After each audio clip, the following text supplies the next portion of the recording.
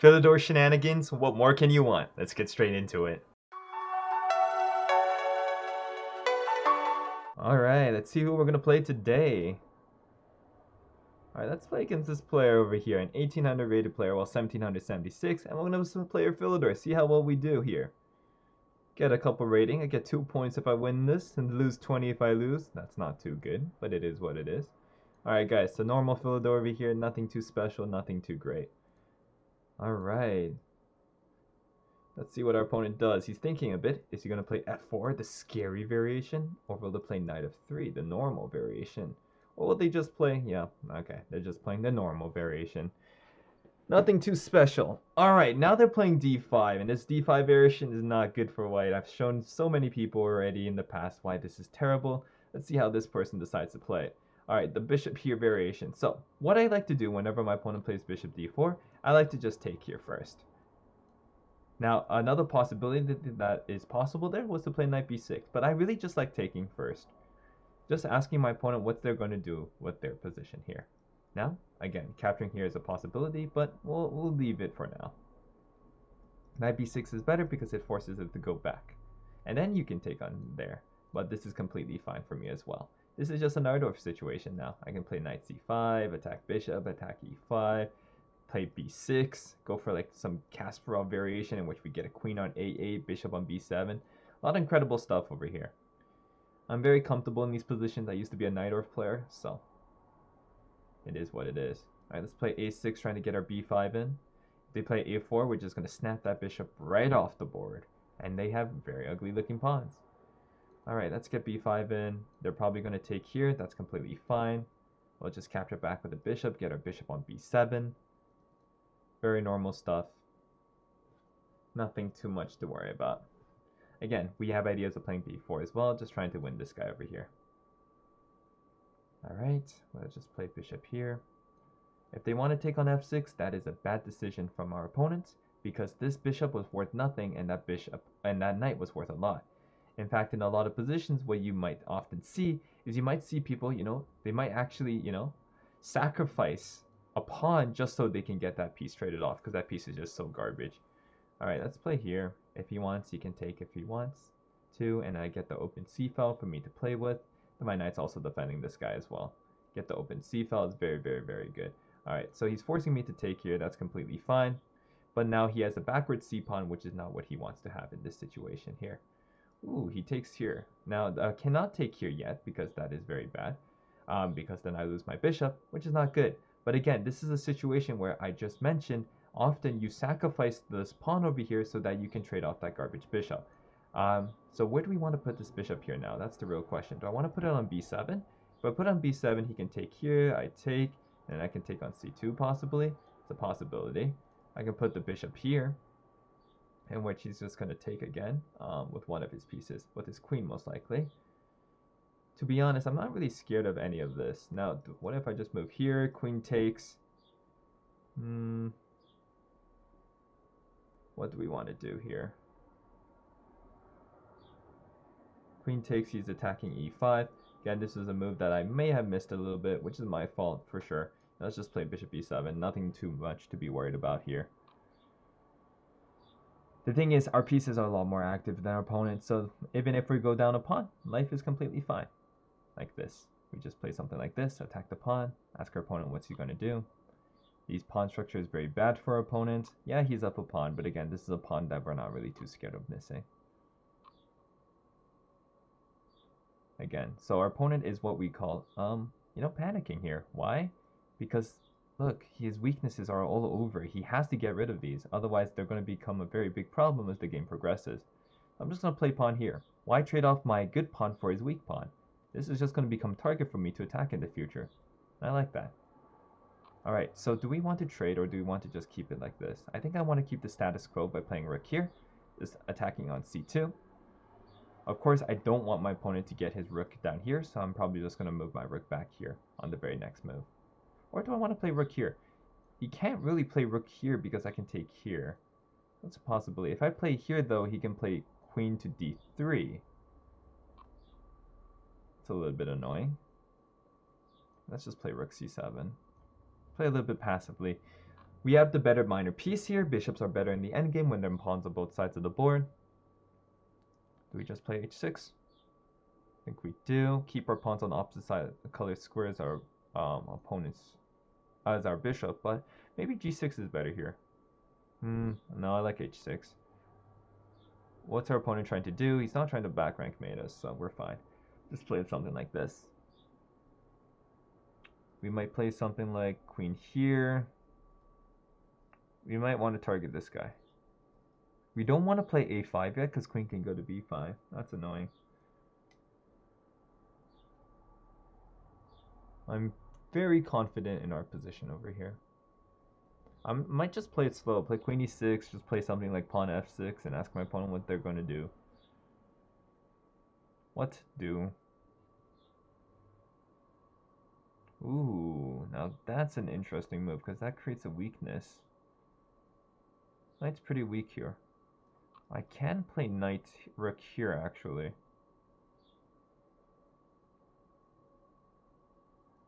Attacking this pawn. He has a possibility of playing rook d8, but again, that doesn't really do much. And if he decides to play rook d7, well, I can take here. And this e4 pawn is a critical pawn for my opponent. This is why I didn't want to play g6, because that allowed a couple weaknesses here and there. Alright, so he invades over here. Do I want to take here? If I take, he takes, I take, he takes, I take. This position seems pretty good for me. But does he have any in-between moves? That's the question. I think this is fine, to be honest. If I take there, the queen can go anywhere dangerous. Go to d3, but am I really that scared of that? Don't think so. I think we'll take here. If he decides to take, then we just trade everything off. If he decides to take here, I'll take here. Hopefully there's no blunders here. Tactics are pretty rusty. I really like this because it opens up the light squares here. So my opponent, as I predicted, decided to play there. Now, I need to move this queen somewhere. So where do I want to move the queen? Move here, I self-pin. It's not the greatest idea in the world. But is there really a problem with self-pinning here? I don't really see the problem. I can always play... Now, I don't see the problem, but you usually don't want to self-pin. And I don't want to play here.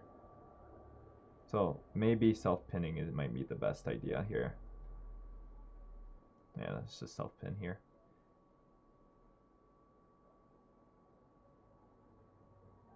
The problem is his light squares are so weak, so even if I lose this rook, I'll probably have a pretty big advantage. Alright, let's take here. We're no longer self-pinned.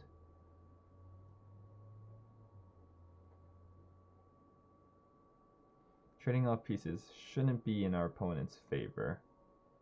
Now the question is, should we want to trade off pieces now with a move like queen here? To say, hey, let's trade off pieces, my friend. Though if I do this, he might play queen over here, which is a little bit annoying.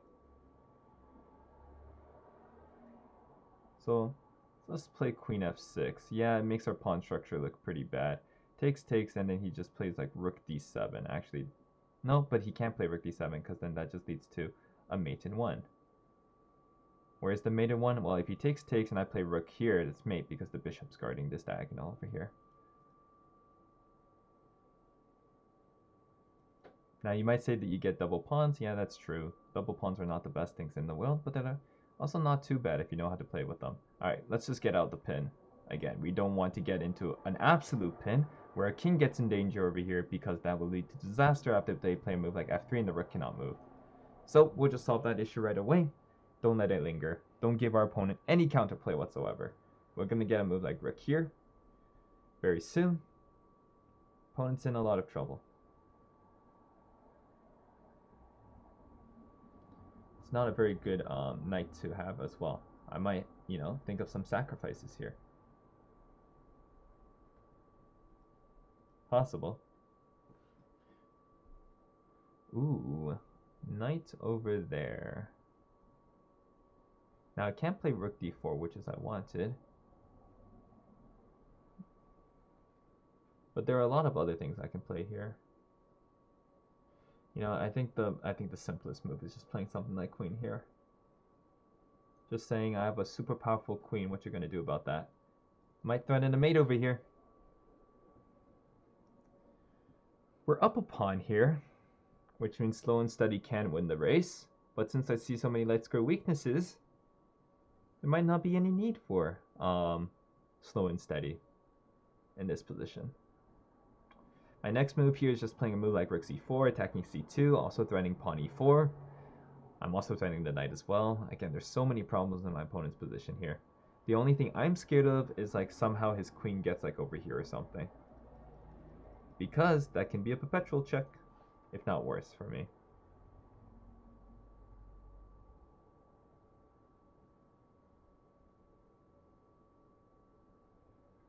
So does rook c4 here work?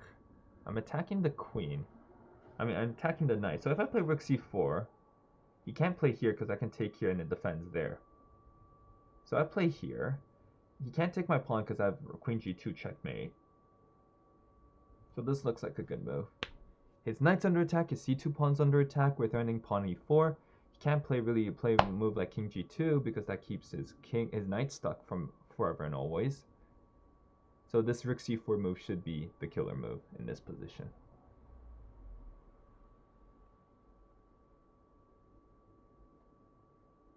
So he gives us the piece for free. I'm going to take here.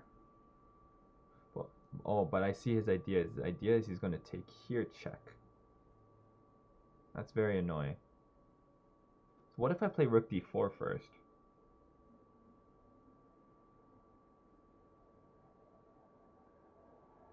So this is something you would have to calculate, because the thing is, if I just take right away, then he'll take here.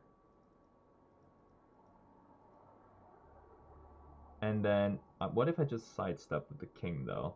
I have a mate in 1 being threatened here. Actually, yeah, that looks fine. Let's just take here. He can't take the rook because this is the mate in 1. And if he checks here, which is his idea, because if I take back, he has queen check over here. My idea is I'll just sidestep here and say, hey, I have a mate in 1. You have to defend against the mate in 1.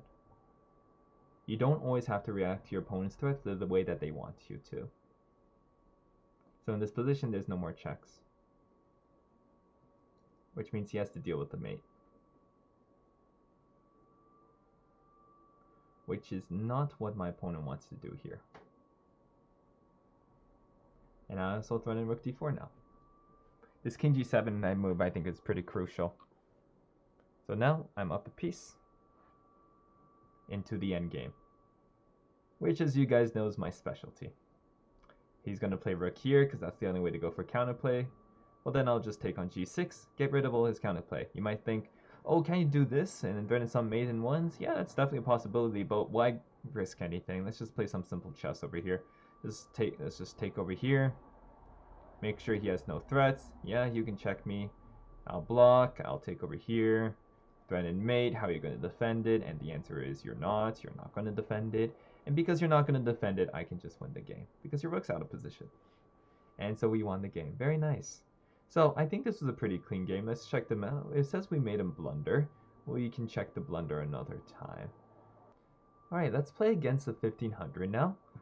These 1500s can be tough sometimes.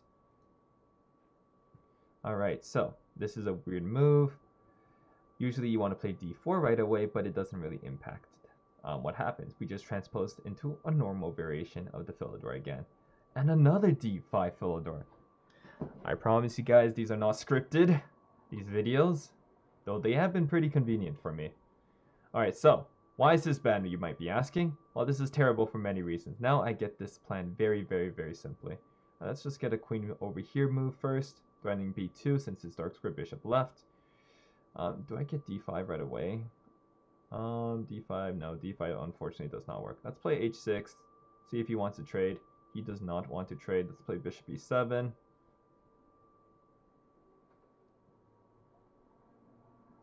These positions are very, very, very good for black, because we just have to play slow and steady, get our d5 move in. Once we get that move in, well, it's basically game over for our opponent.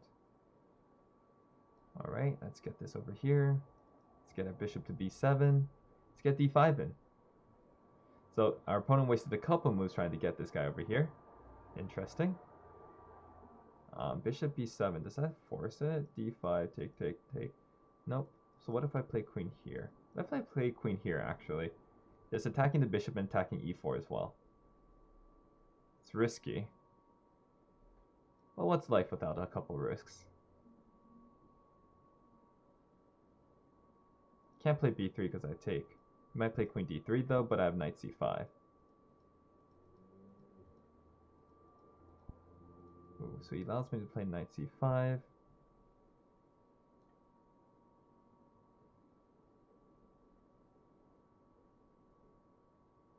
Queen e2.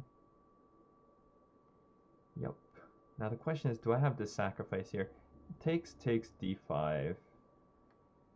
No, don't think it quite works. Now, I need to be scared of him taking here because that ruins my pawn structure, which is not good. What if I play here? Knight here, trying to play knight over there. Looks fine to me.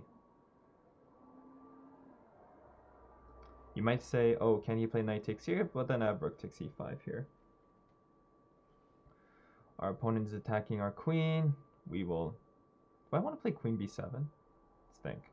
Queen b7 or queen here? Which one is more useful? This one, I think, it might be a little bit useful because if I play g5, I have some discoveries over here. Which will be actually a little bit dangerous for our opponents, for sure.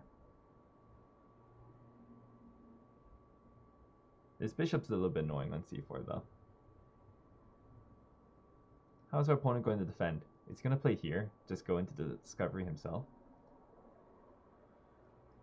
Might think of playing bishop e6. This bishop on c4 is a little bit annoying. Alright, he plays this, which allows me to take this way. He cannot play f4, which is probably his idea because I have discoveries that I just talked about. Alright, so he lets me do it.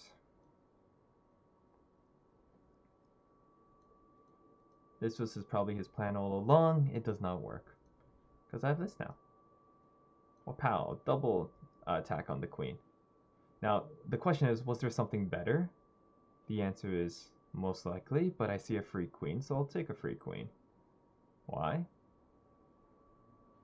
Well, because it's the simplest way to win. Hopefully you guys learned a couple of things from these games, especially how to play the d5 variation in the Philidor. If you guys did, make sure to press that like and subscribe button, and I'll see you guys in the next Philidor video. Bye!